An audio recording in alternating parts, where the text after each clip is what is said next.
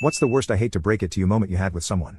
1. I wrote the manual for it, I own the pattern, and it is named after me. I had an upper management type guy try to explain to me in a very condescending way how a specific device works and how to install it, all completely wrong.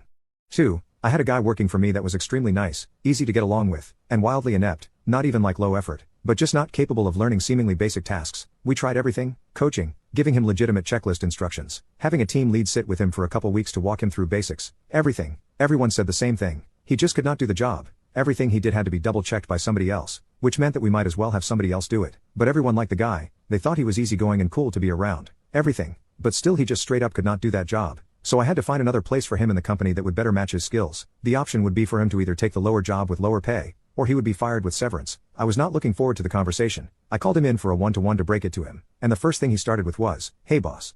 Before we start, I just want to tell you that I really feel like I've been doing a great job here and I would like to talk about a raise." Yeah, that conversation was not a fun one.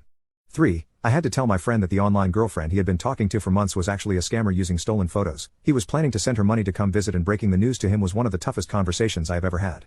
4. Not me, but I went to visit my dad at his job and he has an employee there who was kind of bragging to his other co-workers about how well he has been doing at the job and thinking of asking for promotion. My dad later told me that he fired the guy later that day due to poor performance despite multiple attempts to help him. 5. The time I had to tell a friend that the business opportunity he was so excited about was actually a pyramid scheme. He was so hyped talking about how he was going to quit his job and be his own boss. I tried to ease into it, but there is really no soft way to say, "Hey man, you are about to lose a lot of money and ruin your friendships."